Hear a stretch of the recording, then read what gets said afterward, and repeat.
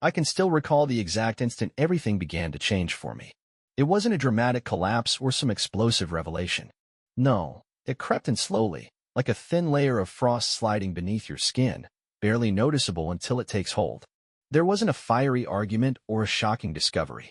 What started it all was laughter that didn't come from me. I was in the kitchen, rinsing off a dish, when the sound floated in from the living room. It was Marjorie's voice, light, cheerful, and unbothered, coming through as she spoke to someone over the phone. I hadn't been paying much attention until she said my name. "Oh, you know Harlan," she chuckled, her voice casual and teasing. "He's always so predictable. I could say the most ridiculous things, and he'd just accept it. I get away with so much." A jolt surged through my chest, sharp and electric. It wasn't merely the words, it was the tone. So casual. So amused. It was like I had become a punchline in a joke I didn't know was being told. Our marriage sounded like a game to her, and she clearly believed she was the one in control. I set the plate down slowly, my fingers tightening around the edge of the counter. I could have marched into the living room and asked her directly what she meant, demanded an explanation. But I didn't. Instead, I dried off my hands quietly and headed upstairs. I wasn't ready to face whatever explanation she might spin. That night, lying next to her in bed, I stared up at the ceiling while she scrolled through her phone, entirely oblivious to the storm starting to stir inside me. Something had shifted, even if I couldn't quite name it then. It was the turning point, the moment I stopped brushing things aside and started noticing everything, even the parts one wished I hadn't. Things were going to change, and soon, her laughter would be gone. At first, I tried to convince myself it was harmless. Maybe just a thoughtless remark, something said out of context. Maybe I was reading too much into it.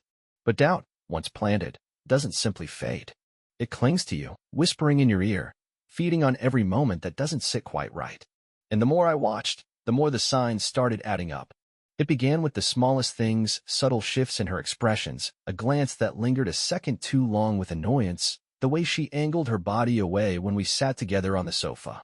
Marjorie wasn't distancing herself completely. She was too clever for that. She still gave me a goodbye kiss every morning, still texted during the day. But it all felt rehearsed, like she was maintaining appearances instead of actually caring. Then the quiet behavior started. I'd enter a room and see her end to call a heartbeat too quickly.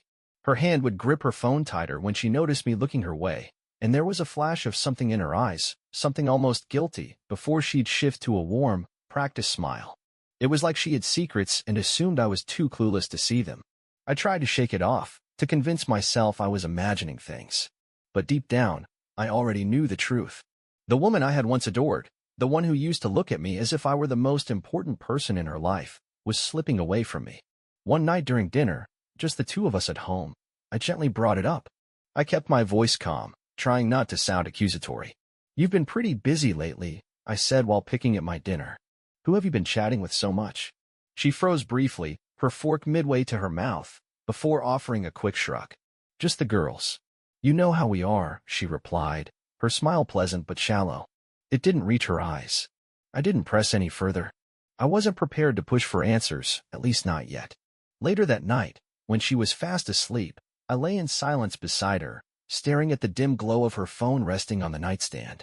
A message appeared briefly, a notification from a name I didn't recognize. It was a man's name. My stomach turned, but I didn't reach for the phone. I wasn't ready to face what I might find. But I knew it was only a matter of time before I wouldn't be able to look away. Days slipped by, then weeks. That uneasy feeling in my gut only deepened. Something was definitely off. But I didn't have solid proof, just instinct and a growing pile of small, unsettling moments that didn't align. And yet, every time I looked at Marjorie, she appeared unchanged. Still laughing. Still smiling. Still giving me quick kisses on the cheek before heading out to work. If I hadn't heard that laugh on the phone, hadn't started observing the quiet changes, I might have believed things were perfectly normal. But I knew better. I began to test the waters subtly, nudging here and there to see how she'd respond. One evening, while we were curled up on the couch watching a show, I casually brought up a memory. "Remember that little Italian place downtown we used to love?" I asked, glancing over at her. "It's been a while. We should go this weekend. Just the two of us. A date night." Her eyes barely flicked up from her phone. "Yeah, I guess," she mumbled, fingers still tapping at the screen. I nudged a little further. "Let's go this weekend." That finally drew a reaction. She paused, just a beat, then smiled brightly. Oh, actually, I already made plans with Emily and the girls. Maybe next weekend. Maybe next weekend. I gave her a nod, but something inside me twisted painfully. I had no hard evidence she was being dishonest, but my heart told me otherwise. After years of loving someone, you begin to understand every nuance, every shift in tone, every slight change in behavior. And what I was seeing wasn't just coincidence. In that instant, I knew deep down she wasn't being truthful. I could have confronted her right then and there, but I held back. Suspicion alone wasn't enough. I needed undeniable proof. So, I did something I never imagined I would. I began observing. Not obsessively, not like someone losing their grip, but carefully, thoughtfully. I started paying attention to small inconsistencies. I'd glance at her phone's location when she said she was out with friends. I noted how frequently she left the room to answer calls. Every time a message came through, she'd subtly tilt her phone away, like shielding it from my eyes. Then one night, I got the first solid sign. She had fallen asleep early, her hand still loosely wrapped around her phone. Normally, I'd never dream of crossing that boundary, invading her privacy, but the unease in my chest had become unbearable. Slowly, I reached over and slid the phone from her fingers. The screen was lit, open to her messages. My heart thundered as my eyes locked on the name at the top. It wasn't a female friend, it was Russell. And the message? Can't wait to see you again. It hit me like a blow to the gut. The air in the room suddenly thickened, the walls seemed to close in. My fingers tightened around the phone as I read those words again and again, hoping they might somehow change. But they didn't. They were real. I could have woken her up and demanded answers right then. Instead, I placed the phone gently back where it had been, slipped out of bed, and left the room. Outside, the night air struck my face with a jolt. I inhaled deeply. The woman inside had been deceiving me, laughing behind my back. She assumed I was clueless. But now, I saw things clearly, and everything was about to change. That message marked a turning point. Up until then, a small part of me had still clung to hope that I had misunderstood the signals, that Marjorie was still the woman I once knew. But truth isn't kind, and it doesn't bend to hope. Truth is sharp, and that night, it cut deep. Still, I didn't confront her. That would have been too simple. Instead, I did the one thing she would never suspect. I acted as if nothing had changed. The next morning, I brewed her coffee just how she liked it, extra cream, a dash of cinnamon on top. I kissed her cheek before she left for work. I smiled when she texted about her plans for a girls' night out. While she believed I was at home, playing the trusting, naive husband, I was elsewhere. I followed her. I never imagined I'd be the kind of man who did something like that. But desperation has a way of reshaping a person. It hones your senses, pushes you beyond your limits. I parked several spots away from the restaurant where she claimed to be meeting Emily and the rest of the group. And then, she arrived. But she wasn't with Emily. And she wasn't with any girls. She was with him, a Russell. The name from the message. He had a confident swagger, moving like the world owed him everything. Marjorie's demeanor with him was something I hadn't seen in years. She looked lit up from within, more engaged, more alive. She tossed her hair back, laughed freely, leaned in closer than necessary. It was like watching a version of her I no longer recognized. My hands clutched the steering wheel until my knuckles turned pale. Every distant moment, every subtle lie, it had all led here. A romantic dinner under dim lighting with another man, while I stayed home, playing the role of the devoted husband she clearly no longer valued. For the first time, I truly felt invisible. Even then, I didn't confront her. I simply drove home, sat in the silence, and thought. I could have yelled, exposed the text, demanded an explanation. But what would that accomplish? She would cry. She'd offer excuses, twist the facts, cover the truth with more lies. That was easier for her. No, I wasn't going to crumble. I was becoming someone new. That night, when she returned, I was already in bed, pretending to be sound asleep. She climbed in beside me, her scent tinged with perfume that didn't belong to her. I could sense her hesitating, wondering if I had picked up on anything.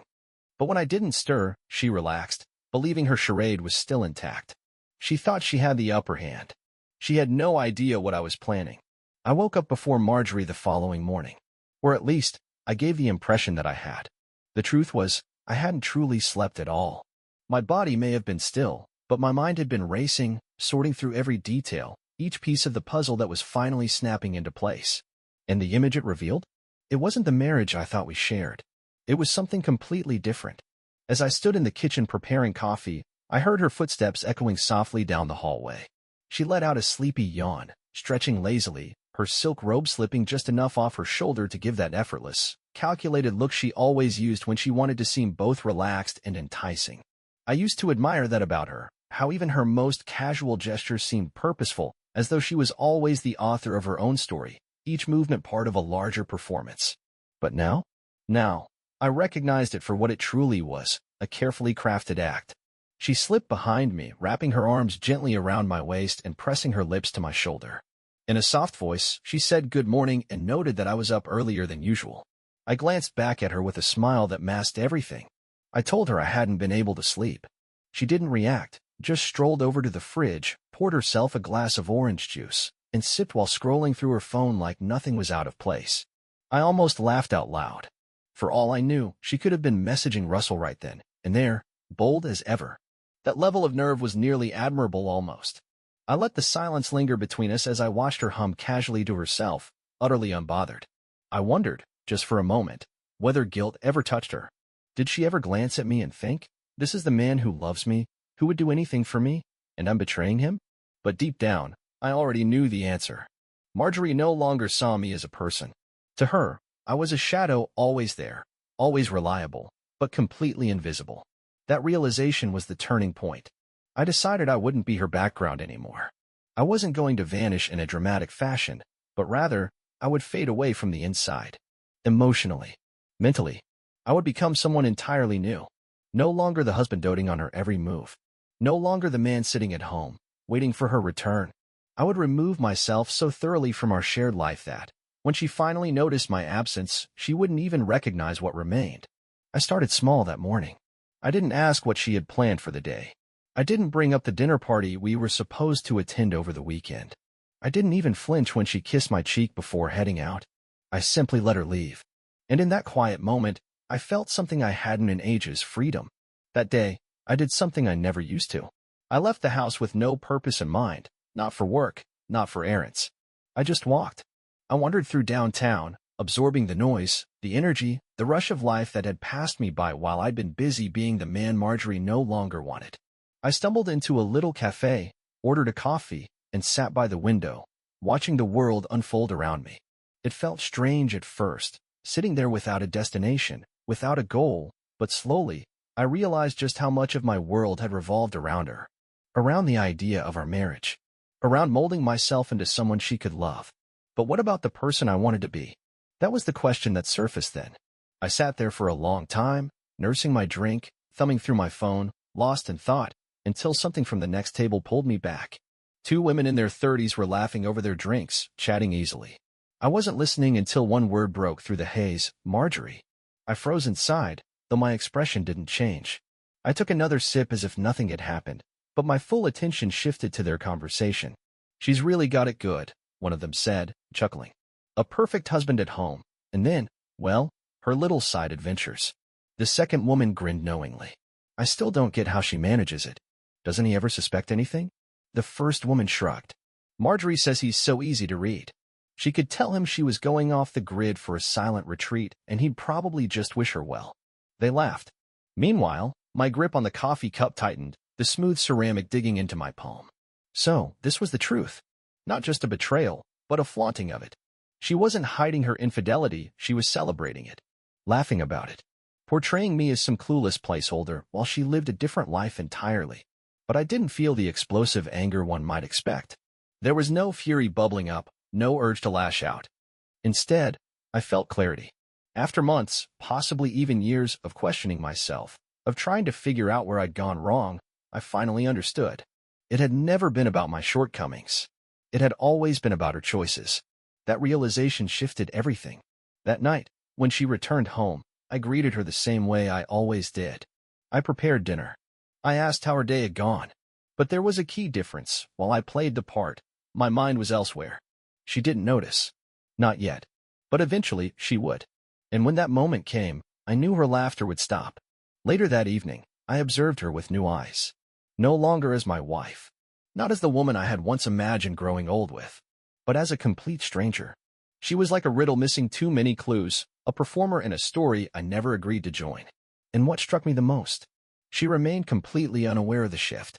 Relaxed on the couch, her attention buried in her phone, she let out the occasional chuckle at whatever conversation she was immersed in. I didn't ask who she was texting. I didn't need to. I already knew. The man I used to be would have tried to sneak a glance at her screen, searching for some trace of reassurance, hoping to feel seen again. But the man I had become? He didn't care. I stood up, slipped on my jacket, and made my way to the door. Marjorie looked up from her seat, a subtle crease forming between her brows. "Where are you going?" she asked.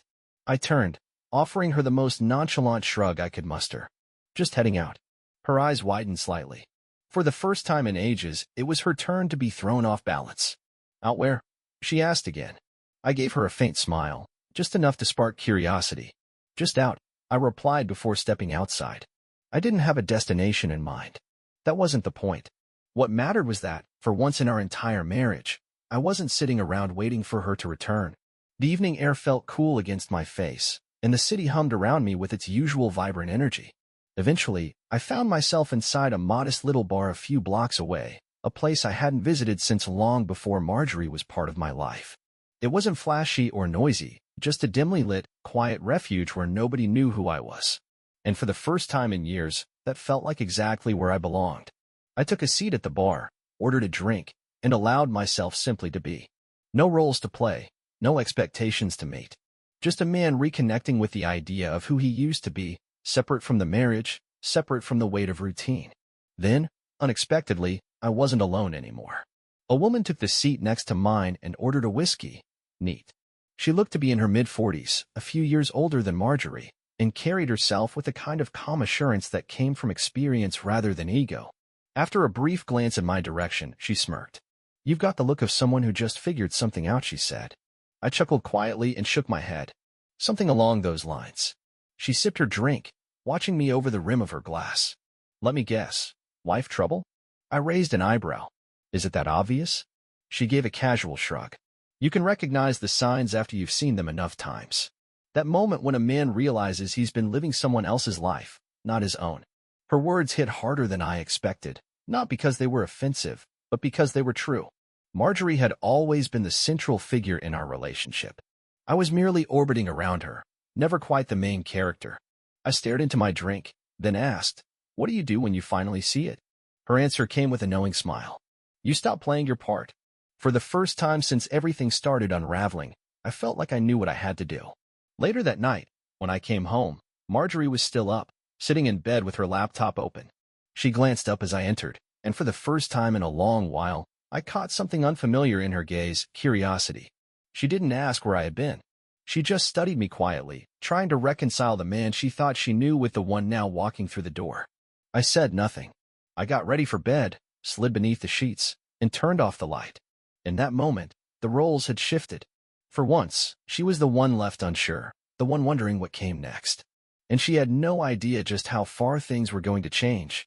The next morning, everything in the house appeared as it always had.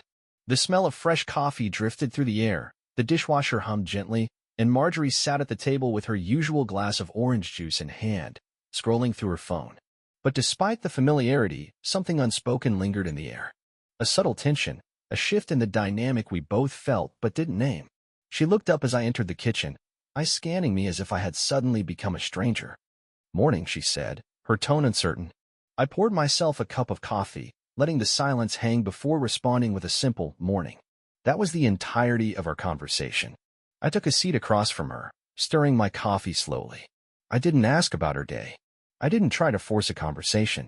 I let the silence stretch, solid and present, like a barrier she hadn't noticed forming. Watching her pretend nothing had changed was almost surreal, especially knowing she was no longer the one in control. Her phone buzzed. She glanced at the screen, her expression flickering for just a second before she smoothed it over. It was Russell. I didn't need to see the name. Her pause, the hesitation in her fingers before replying, said it all. She wasn't sure whether to respond now or wait until I left. I took a sip of my coffee, observing her over the rim of my cup. "You seem distracted," I remarked. She blinked, caught off guard. "What do you mean?" she asked. I motioned slightly toward her phone. "Something interesting going on?" And for once, she faltered. The self-assurance she usually carried so easily seemed to waver. She forced a small smile, locked her phone, and set it down. Just Emily, she replied. Something about work being a mess again. Emily, the ever-convenient excuse that popped up whenever she needed to explain something away. I leaned back in my chair with a faint smile. Ah, of course. Emily. She studied me for a long moment, trying to decipher whether I was being genuine or subtly calling her bluff. I offered no clue. I finished my coffee, stood up, and walked out of the room. And for the first time, I knew she had begun to feel the very thing that had haunted me for months, uncertainty. That evening, I stayed late at work. I didn't do it out of obligation. I did it because I genuinely wanted to. Because I knew it would throw her off balance. When I finally walked into the house, she was on the couch, casually scrolling through her phone. Her head lifted the moment I stepped in, her expression impossible to read. Late night? She asked, her tone too even, too controlled to be genuine. I gave a nonchalant shrug. Yeah. Lost track of time. Her eyes stayed on me, filled with questions. She was clearly suppressing questions that, under different circumstances, she wouldn't have hesitated to ask. Where were you? Who were you with? Why didn't you send a message? But she held back. Because deep down, she knew she didn't have the right to demand answers anymore. I kept walking, heading straight for the bedroom. Then I heard it, that slight crack in her voice, the thing she'd been trying to keep in all evening. Harlan, she said softly. I paused in the doorway but didn't turn around. Yeah. A brief silence lingered between us. Then she said, You've been different lately. A small, private smile touched my lips, though I made sure it didn't show in my voice. Have I? She nodded even though I still didn't look at her. Yeah. I don't know. It's like you're not really here sometimes. That's when I turned around and met her eyes. Maybe I'm not. She didn't know how to respond. And for the very first time in our marriage, I was the one with all the control. Later that night, as we lay in bed, something unexpected happened. She reached out to me, not like she used to, not with warmth or desire, but with something entirely different. Fear. The fear of losing her grip, the fear that I was already slipping away. And the most ironic part? She didn't even realize she had already lost me. The following days didn't unfold the same. I noticed it in the way Marjorie watched me, cautious, uncertain, like the ground beneath her had shifted. The version of me she once poked fun at, the loyal, predictable husband, was nowhere to be found. And now she had no idea how to handle the man who had replaced him. At first, she tried to carry on like nothing was different. She still went out for her regular girls' nights and still tilted her phone screen away whenever I entered the room. But something had changed. There was a slight pause before she left the house, a fleeting glance over her shoulder, as if hoping I would say something, stop her. I didn't. I let her walk out, just as I always had. But this time, I wasn't waiting at home. I had finally started living for myself. That Friday, I clocked out of work earlier than usual. Not because I was avoiding her, but because I had plans, real ones. Plans that didn't revolve around Marjorie or her schedule. I went back to the cafe where I had once overheard my wife being mocked. Only this time, I wasn't there to listen, I was there to look forward. I sat at my usual spot in the corner, slowly sipping my coffee, when I heard a voice I recognized. It was her, the woman from the bar. The one who had looked at me with eyes that understood. She spotted me at the same time, raising an eyebrow before walking over. Well, if it isn't the guy who finally figured things out. I let out a low laugh and shook my head. Yeah, I think I did. She slid into the chair across from me, studying my face before leaning in a little. So, what's next? I let out a breath, staring at the coffee in front of me. That was the question, wasn't it? For years, everything I did was about holding the marriage together, making sure Marjorie was content, molding myself into who she needed. But that man was gone now. I looked up and met the woman's gaze, a slow smile forming. Next, I begin again. Her lips curled into a knowing grin as she raised her coffee and a toast. Now that, Harlan, might just be your smartest move yet. That night, when I walked into the house, Marjorie was waiting. She stood in the kitchen, arms crossed, her expression impossible to read. Where were you? She asked. But this time, I didn't feel any guilt. I didn't feel the need to explain myself. I just smiled, tossed my keys onto the counter, and said, out. Her brows furrowed. You've been doing that a lot lately. I walked past her, heading toward the bedroom. Yeah, I said as I glanced back. I have. And for the first time, I saw it panic. The realization that the power dynamic had shifted. For years, she had held all the control. But now, I was already gone. The next morning, I packed my things. Not because I was angry, not to get revenge, but because I was finished playing a supporting role in someone else's story. I didn't raise my voice. I didn't shed tears. I didn't ask her to explain. I simply walked away. And as I stepped outside and took in the morning air, it hit me. After all these years, I was finally free. And that, more than anything, made me smile.